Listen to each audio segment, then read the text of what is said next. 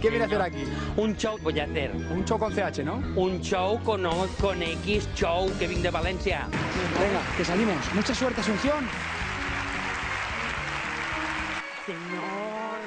L'exministre de l'Interior, Antoni Asunción, Oi, t'acuerdas de mi? ha dit que el secretari general del PSPB, Jorge Alarte, hauria de dimitir independentment dels resultats electorals. Sácame la pila.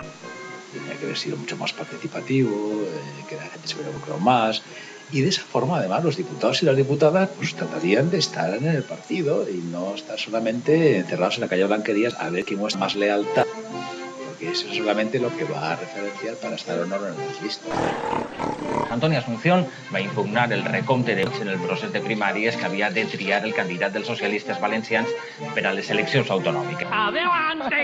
És un procés que va servir per a designar secretari general, el secretari general Jorge Alarte, després que a Asunción se li anul·laren 200 avals, segons l'exministre, de forma irregular. Yo pensaría entonces que me están haciendo un fraude y que me están falsificando las papeletas para hacer un claro pucherazo. Valiente. Cosa que no creo que sea así. No. Naturalmente, pensaré que hay pucherazo. Ya nos pide confesado. La demanda podria desembocar en l'anul·lació d'aixes primàries. Toma! Sí, senyora, ale! Asunción ha confirmat que no es presentarà a altres primàries encara que el jutge li doni la raó. Incomprensió. L'exministre Antoni Asunción ha demanat l'anul·lació del procés de primàries socialistes. Ho ha fet durant el juí contra el PSPB, que avui ha quedat vista la sentència. M'ha entrat una cosa...